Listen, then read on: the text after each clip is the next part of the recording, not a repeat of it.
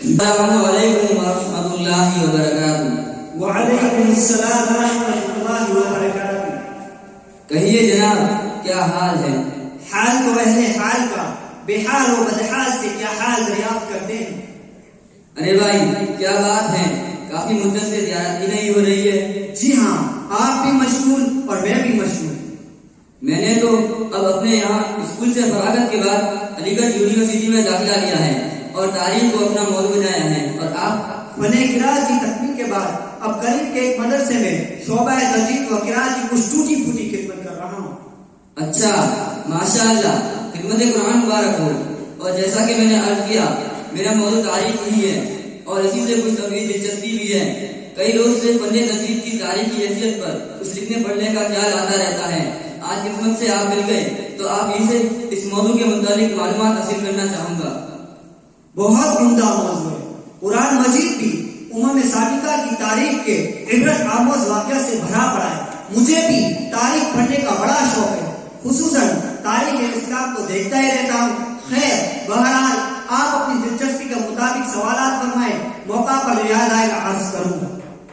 اچھا، تو پہلی بات یہ عرض کرنی ہے کہ تجوید کی ابتدا کہاں سے ہوئی، اور چونکہ یہ علوم شرعیہ میں سے ہیں اس لیے یہ بھی معلوم کروں گا کہ آیا یہ منزل من اللہ ہے یا اصول و ضوابط وغیرہ بعد کے لوگوں نے اپنی طرف سے بنا کر لیے ہیں۔ اگر بعد کے لوگوں کی ایجاد ہو تو پھر اس کو علوم شرعیہ سے قرار دینا کیسے درست ہوگا؟ حالانکہ تجوید سے قرآن مجید کی تلاوت کرنا واجب شرعی قرار دیا گیا ہے۔ جی ہاں، علم تجوید علوم شرعیہ سے اور تلاوت قرآن مجید بھی تجوید سے واجب شرعی ہے، اس میں کوئی شک نہیں۔ جیسا کہ صاحب نہایت نے ولم ينفرد ابن الجزری بذکر فضیلت التجوید کہہ کر علماء اذان کی ایک طویل فہرست بیان فرمائی کہ یہ سبھی حضرات بیک زبان فضیلت تجوید کے قائل ہوئے ہیں۔ نیز یہ علم بعد کے لوگوں کی ایجاد نہیں بلکہ منزل من اللہ ہے، جس کی وضاحت علامہ قسطلانی رحمۃ اللہ علیہ نے لطائف الاشارات میں فرمائی ہے۔ وفي شرح البخاري للبرماوي في معنى مدارسة جبريل للنبي صلى الله عليه وسلم أن معناه تعليم مخارج الحروف وكيفية النطق بها، وكذلك قال الكرماني وعبارته وفائدة درس جبريل تعليم الرسول تجويد لفظ وتصحيح إخراج الحروف من مخارجها، وليكون سنة في حق الأمة لتجويد التلاميذ على الشيوخ في قراءتهم۔ معلوم ہوا کہ کلام اللہ کے الفاظ اور اس کے کیفیت نطق کی حفاظت کا اہتمام ابتدائی سے کیا گیا ہے، اور کیوں نہ ہوتا جبکہ اللہ رب العزت نے اسی کلام پاک میں ورتل القرآن ترتیل کے ذریعے تاکید کے ساتھ اس کا حکم فرمایا تھا، جس کے نتیجے میں اللہ کے رسول صلی اللہ علیہ وسلم نے امت کو بھی اس کے اہتمام کے لیے مختلف انداز سے متوجہ فرمایا ہے۔ چنانچہ ابن خزیمہ کی صحیح میں زید بن ثابت رضی اللہ تعالیٰ عنہ سے آپ کا یہ فرمان مرفوعاً مروی ہے، ان اللہ یحب ان یقرأ القرآن کما انزل۔ تو حضرت عبداللہ بن مسعود رضی اللہ تعالیٰ عنہ جن کو ترتیل و تحقیق یعنی کما انزل سے حض واقع عطا فرمایا گیا تھا، آپ صلی اللہ علیہ وسلم کا یہ فرمان مرفوعاً نقل کیا گیا ہے، جوّدوا القرآن وزينوه بأحسن الأصوات وعارفوه فإنه عربي والله يحب أن يعرف به۔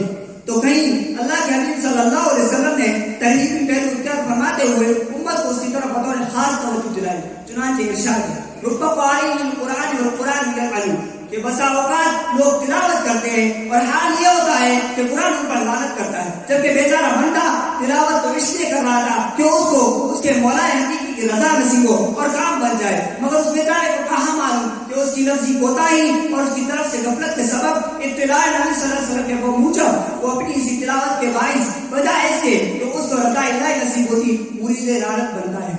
نیز صاحب نہایت القول المفید نے کتاب کی ابتدا میں شیخ برہان الدین قلقینی رحمۃ اللہ علیہ سے رحمۃ للعالمین کا ایسا ارشاد گرامی نقل فرمایا ہے کہ بیدار اس آدمی کا دل ہل جائے اور اس کی نیند حرام ہو جائے۔ فرماتے ہیں وقال الشيخ برهان الدين القلقيني في شرحه على متن الجزرية بعد أن ذكر الحديث المارة مع ما تيسر له من شرحه وقصده أن النبي صلى الله عليه وسلم سمى قارئ القرآن بغير تجويد فاسدا۔ یہ امتی کے لیے بہت بڑی تنبیہ ہے، اللہم احفظ۔ الحاصل حضور صلی اللہ علیہ وسلم نے ترغیب و ترہیب دونوں طرح امت کو الفاظ قرآن کی حفاظت کی تعلیم فرمائی ہے۔ پھر دور نبی صلی اللہ علیہ وسلم کے بعد جب شمع رسالت کے پروانوں پر حفاظت کی ذمہ داری عائد ہوئی تو انہوں نے اس کو اپنی زندگی کا اوڑھنا اور بچھونا بنا لیا اور اپنے آپ کو اس کے لیے وقف کر دیا۔ ماشاء اللہ، تجوید کے ابتدا کے سلسلہ میں کتاب و سنت کی روشنی میں ایسی مفید باتیں تاریخی معلومات آج ہی آپ سے سنی، مگر آپ کی گفتگو سے یہ بات ظاہر ہو رہی ہے کہ تجوید کے سارے ہی قوانین منزل من اللہ ہیں اور سب کی حفاظت بھی یکساں اہتمام کے ساتھ ہوئی ہے۔ حالانکہ فیض الباری شرح البخاری شریف میں میری نظر سے گزرا ہے کہ تجوید کے جملہ مسائل لغت عربیت سے ماخوذ ہیں، اور میں نے لغت میں مد کے متعلق کوئی بات نہیں دیکھی۔ معلوم نہیں قرآن آزاد نے یہ بات کہاں سے اخذ کیا ہے، اور سیوطی رحمۃ اللہ علیہ نے اس بارے میں کوشش کی ہے، لیکن انہوں نے بھی ایک ہی حدیث بیان کی ہے۔ عرض یہ ہے کہ مد اگر مذکورہ معنی کی روح سے اہل لغت کے یہاں ثابت ہے تو پھر اہل لغت نے اسے اصل کی نہیں بارے میں اول لغت و عربیت سے اس کی تحقیق کرے۔ اچھا، تو یہ بات فیض الباری میں ہے، مگر تحقیق اس میں یہ ہے کہ اس بات کا اول مقدمہ ہی درست نہیں ہے، اور وہ تجوید کے مسائل کا لغت و عربیت سے ماخوذ ہونا بلکہ اس کا مدار نقل متواتری پر ہے، اور اس سے بسا اوقات تجوید اور قرات کے مسائل کا ٹکراؤ لغت و عربیت کے قواعد سے ہوتا ہے، مگر وہ نقل ہی کو ترجیح دی جاتی ہے۔ میں آپ سے سوال کرتا ہوں، کیا لام را کے پور باریک ہونے کے اور جمع امین میں بقد الف گننا سبتا بسم اللہ تعوذ کے احکام و قواعد کا ثبوت لغت و عربیت سے پیش کر سکتے ہیں؟ حالانکہ جملہ مسائل اتفاق ماخوذ متواتر معمول اور معتبر ہے۔ معلوم ہوا کہ تجوید کے مسائل نقلی ادائی اور سماعی ہے، لغت سے ماخوذ نہیں۔ دیکھیے علامہ سیوطی رحمۃ اللہ علیہ الاتقان فی علوم القرآن میں تحریر فرماتے ہیں کہ کان ابن مسعود رضی اللہ تعالیٰ عنہ یقری احدا فقال رجل انما الصدقات للفقراء والمساکین مسلمة اي بدون مد، فقال ابن مسعود رضی اللہ تعالیٰ عنہ ما هكذا اقرانيها رسول الله صلی اللہ علیہ وسلم، فقال كيف اقرأها يا ابا عبد الرحمن؟ قال اقرانيها انما الصدقات للفقراء والمساکین فمدها۔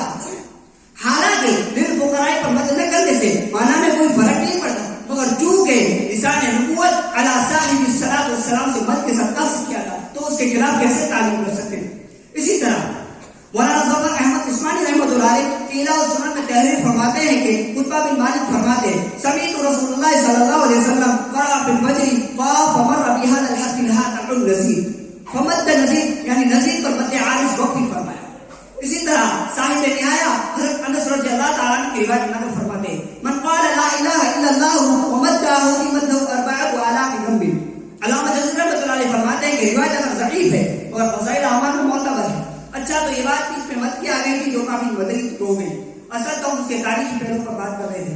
دیکھیے صحابہ کرام رضی اللہ تعالیٰ عنہ نے کتنی باریک بینی کے ساتھ اس کو نبی کریم صلی اللہ علیہ وسلم سے حاصل کیا ہے، جس کا اندازہ صاحب نہایت کس نقل سے ہو سکتا ہے، جس کو آپ علامہ مراشد کے حوالے سے نقل فرماتے ہیں۔ وقال النبی صلی اللہ علیہ وسلم یخرجها ایقاد من الجانبین۔ صحابہ کرام نے یہ تک نوٹ کیا کہ آپ اس حرف کو دونوں طرف سے ادا فرماتے تھے، یہی نہیں بلکہ اس طرح ادا کرنے کی کوشش بھی ان حضرات نے کی، جیسا کہ حضرت عمر رضی اللہ تعالیٰ عنہ کے بارے میں مشہور ہے کہ آپ بھی ضوابط دونوں طرف سے ادا فرماتے تھے۔ اور خلاصہ کلام یہ کہ تجوید منزل من اللہ ہے، نیز رسول اللہ صلی اللہ علیہ وسلم نے اس کی تعلیم فرمائی ہے، اور پھر صحابہ کرام رضی اللہ تعالیٰ عنہ نے تعلیم و تعلم کا خاص اہتمام فرمایا ہے۔ بعض صحابہ کرام رضی اللہ تعالیٰ عنہ تو خصوصاً معلم قرات کی حیثیت سے معروف و مشہور ہے۔ ماشاء اللہ، آپ نے اچھی معلومات افزا گفتگو فرمائی اور مسئلے کی تاریخی حیثیت کو اجاگر کیا، مگر ایک بات اور رہ جاتی ہے، وہ بھی عرض کرتا چلوں ورنہ مسئلہ کس نے تکمیل رہے گا۔ آج آپ سے اتفاقی ملاقات ہو گئی، ورنہ آپ کہاں ہاتھ آتے ہیں؟ جی ضرور۔ وہ یہ کہ اس فن کی حفاظت سینہ بسینہ کب تک ہوئی؟ جہاں تک مجھے یاد ہے کرنے اول و ثانی میں تو اس فن میں کوئی کتاب نظر نہیں ہے، تو پھر اس کی تحریری حفاظت کا دور کہاں سے شروع ہوا؟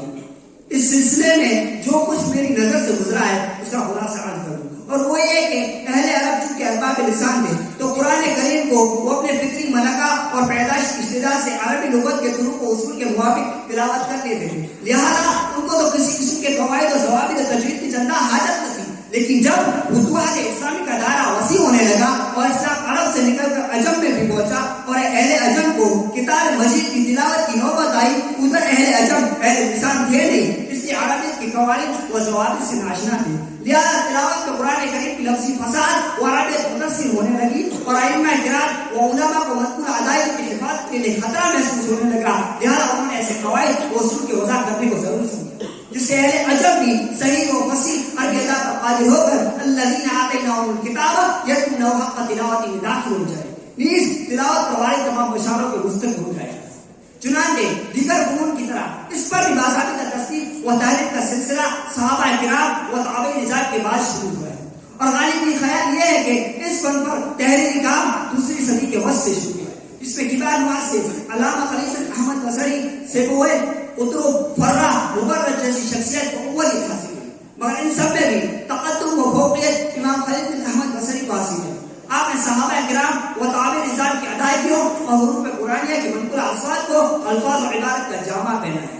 چنانچہ آپ نے اپنی کتاب العین کے شروع میں مقاصد و صفات حروف القاب و اسماء حروف کا تذکرہ فرمایا، لیکن اب تک اس کو دیگر کتب فن میں ضمناً و تعین بیان کیا جاتا تھا. پھر وقت گزرتا گیا اور انہی اصول و ضوابط کا انداز بیان بکھرتا گیا، تاکہ کچھ ائمہ امت اور خدام قرآن نے اس کو فن کی حیثیت دے کر اس میں مستقل تصنیف و تعریف کا سلسلہ شروع فرمایا. چنانچہ صاحب کشف الظنون کی تحقیق پر اس کے مصنف اول موسیٰ بن عبید اللہ خاقانی نے قصیدہ خاقانیہ ترتیب دیا، جس کی علامہ دانی رحمۃ اللہ علیہ نے تحصیل میں نشاندہی فرمائی. اس کے بعد ایک کتاب اسی فن پر 5ویں صدی کے اوائل مباحث سے وجود میں آئی، جو اپنی نوعیت کی منفرد کتاب ہے. مصنف اس کے امام ابو محمد مکی بن ابی طالب رحمۃ اللہ علیہ ہے. اس کتاب کے متعلق خود مصنف رحمۃ اللہ علیہ فرماتے ہیں کہ سن 390 میں مجھے خیال ہوا کہ علم تجوید پر کوئی کتاب لکھوں اور کچھ ابتدا اس کام کی کر لی، مگر چونکہ متقدمین میں سے کسی کوئی تصنیف اس وقت میرے علم میں نہیں تھی، اس لیے بڑی مشکلات کا سامنا ہوا. حتیٰ کہ حرفوں کی فصیح و صحیح ادائی کو ضبط تحریر میں لاتے لاتے 30 سال کا عرصہ گزر گیا، تب جا کر اللہ کی مدد سے میں اپنے اس مقصد میں کامیاب ہوں. مذکورہ کتاب میں مصنف رحمۃ اللہ علیہ نے ہر ایک حرف پر مستقل گفتگو فرماتے ہوئے اس کا مخرج، صفات محلیہ، صفات لازمہ، پھر لازمہ، صفات مشہورہ کے علاوہ اور کئی صفات کا اضافہ، پھر باب معرفت مسابق من الحروف والحرکات وعلل ذالک جیسے اور کئی اہم ابواب پر واقعی گفتگو فرمائی. حتیٰ کہ مصنف رحمۃ اللہ علیہ کے اس نرائے ونوں کے انداز کی وجہ سے بعض حضرات نے اس کو فن کی اول تصنیف قرار دیا ہے. پھر اس کے بعد تو تصانیف اور تعریفات ایک سلسلہ ہی چل پڑا. مختصر و اجمالی تاریخ جو اس وقت میرے ذہن میں حاصل تھی عرض کر دی. باقی فن تجوید و قراءت کی صدیوار تعلیمات و تصنیفات پر مفصل گفتگو قاری محی الاسلام پانی پتی رحمۃ اللہ علیہ نے اپنی کتاب شرح صبا میں فرمائی. جزاکم اللہ، آپ نے معلومات میں کافی اضافہ فرمایا اور یہ آخری کتاب شرح صبا میں اب تک نہیں دیکھ سکا ہوں، اب انشاءاللہ اس کو ضرور دیکھوں گا. جی ہاں ضرور دیکھیے، آپ کے یہاں کتب خانے میں تو ہوگی، اگر نہ ہو تو مجھ سے طلب فرمائے، میرے پاس میرا ذاتی نسخہ موجود ہے. جی ضرور، پھر ملاقات ہوگی. السلام علیکم ورحمۃ اللہ وبرکاتہ. وعلیکم السلام ورحمۃ اللہ وبرکاتہ. ماشاء